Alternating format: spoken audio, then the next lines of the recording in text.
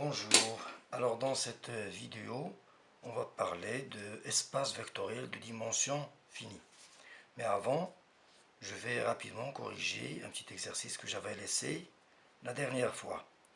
Alors, on avait considéré l'ensemble des suites xn telles que xn convergent. Suite à valeur dans k à la puissance n.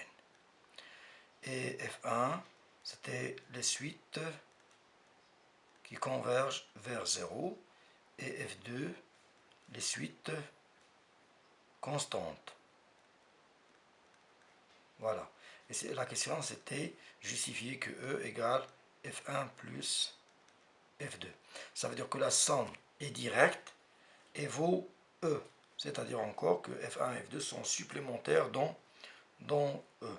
Alors, il y a deux choses. Alors, l'intersection, si on prend une suite xn, en même temps qui est constante et qui converge vers 0.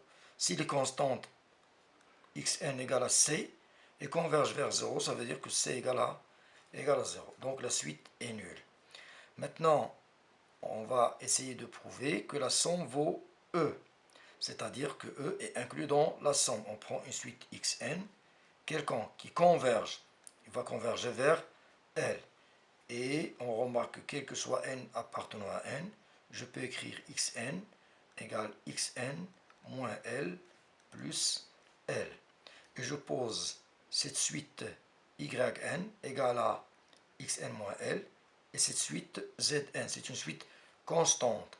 Remarquons que yn tend vers 0 et zn constante, donc on a pu écrire xn, la suite xn comme somme de yn plus zn avec yn dans F1 et zn dans F2. Alors, espace vectoriel de dimension finie, on va commencer par une définition. Définition 1. Un espace vectoriel E, un K, EK, un K espace vectoriel, est dit de dimension finie, si seulement si il possède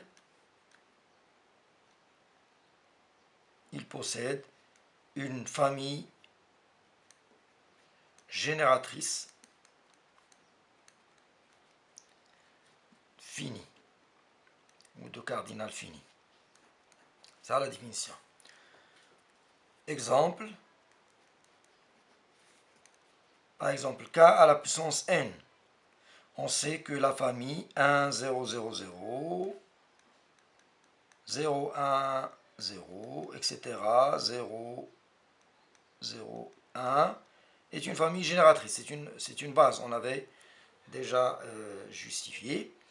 Donc, elle est finie. Donc, k à la puissance n est de dimension finie. De même, kn de x puissance k avec k compris entre 0 et n est une famille génératrice finie. Donc, ces deux espaces sont de dimension finie. Alors, on va démontrer une propriété 1, qu'on va utiliser. E, un K espace vectoriel, x1 jusqu'à xn appartenant à E à la puissance n, un vecteur, une famille de E, xn plus 1, un autre élément de E.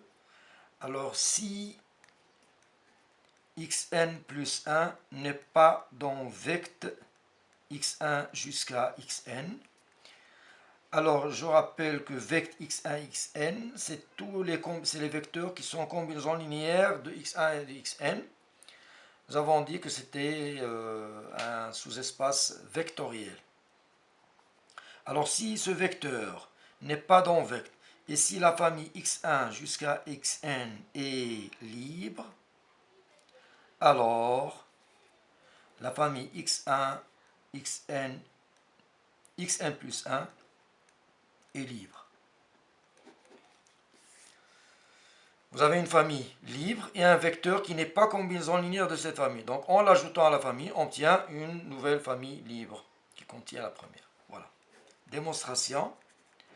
Alors pour démontrer que cette famille est libre, on va prendre une combinaison linéaire nulle, i égale à 1 à n plus 1 égale à 0, une combinaison linéaire nulle de la famille xi, de i allant de 1 à n plus 1, et on va essayer de démontrer que tous les alpha i sont nuls. Alors on va commencer par alpha n plus 1. Alpha n plus 1. Si alpha n plus 1 est différent de 0, je vais faire passer alpha n plus 1, xn plus 1 dans l'autre membre et écrire xn plus 1 égale somme moins alpha i sur alpha n plus 1 xi de i égale à 1 à n.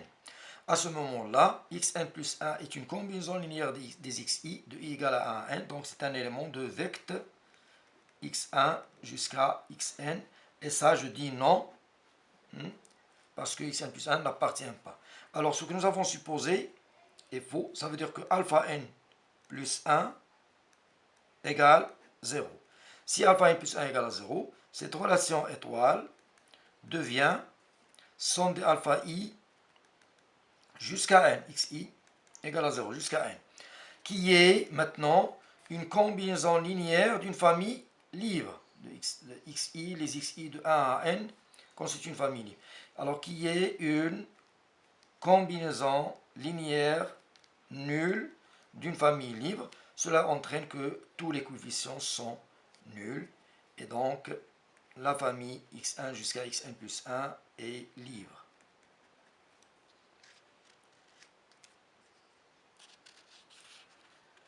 Bien. Alors, maintenant, on va démontrer un théorème qui est fondamental dans cette notion d'espace vectoriel de dimension finie. Théorème 1, soit E un K espace vectoriel de dimension finie.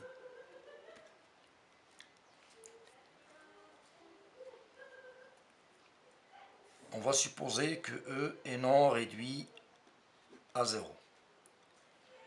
Et soit G égale x1, xn, génératrice, une famille génératrice de E.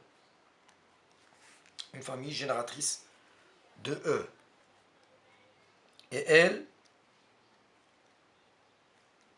une famille libre telle que elle est inclue dans G. Alors le théorème dit que alors il existe une base P de E telle que elle est contenue dans B et contenue dans G. Alors, puisque E est de dimension finie, donc il existe une famille génératrice de cardinal fini. Une famille génératrice de cardinal fini. Alors, si elle est une famille libre contenue dans G, alors on peut dire qu'il existe une base B contenue encore dans G, mais qui contient L. Démonstration. Alors on va considérer l'ensemble L des familles M inclus dans G, telles que L est contenu dans M et M libre. Voilà. L, c'est l'ensemble des familles qui sont contenues dans G. Mais pas toutes les familles, n'importe quelle famille. Des familles qui contiennent L et qui sont libres. Et je considère l'ensemble I des cardinales de M avec M décrit grand L. Alors, I, remarquons que c'est une partie de n. C'est une partie de n. Parce qu'on parle de cardinal. C'est un entier. Partie de n. Il est non vide. Pourquoi non vide? Parce que grand L contient L. Parce que L est contenu dans G. L est contenu dans L. Et L est libre. L est libre. Et donc, cardinal de L appartient à I, puisque L appartient à grand L, comme ça. Donc, son cardinal appartient à I, donc I non vide. De plus, le cardinal de M, quand M est dans L, ne peut pas dépasser N. Ça veut dire que I est non vide et I majoré par petit n. Enfin, I est une partie de n non vide et majorée par n, donc admet un plus grand élément qu'on note petit p. Ça, c'est parmi les axiomes que nous avons vus dans le chapitre ensemble des entiers naturels. Toute partie non vide est majorée ou finie admet un plus grand élément. Et bien sûr, il va exister, puisque P, c'est plus grand élément. Max, P, c'est un élément de I.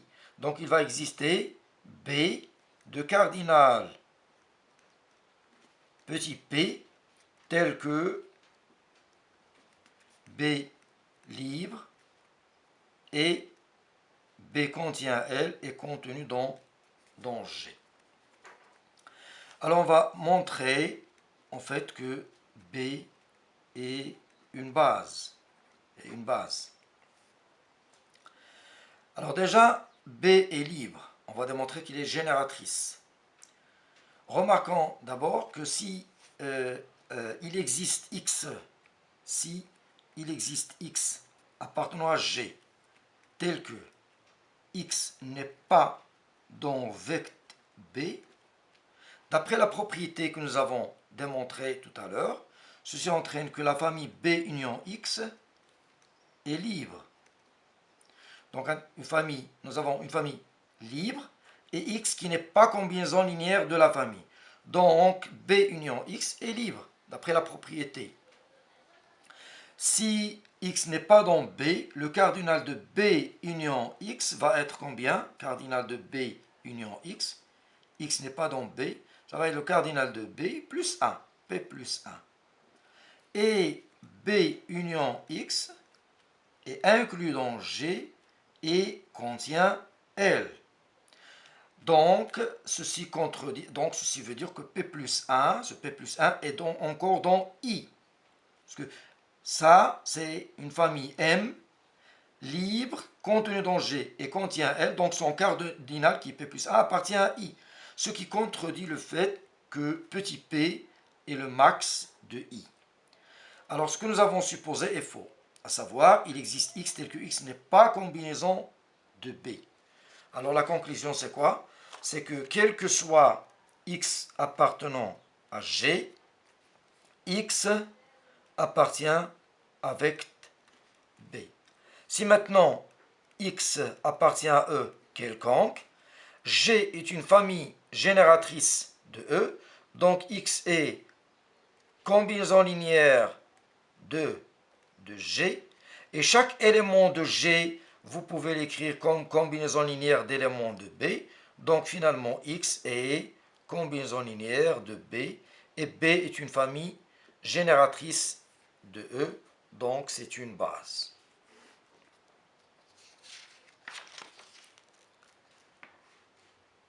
Alors, comme corollaire de ce résultat,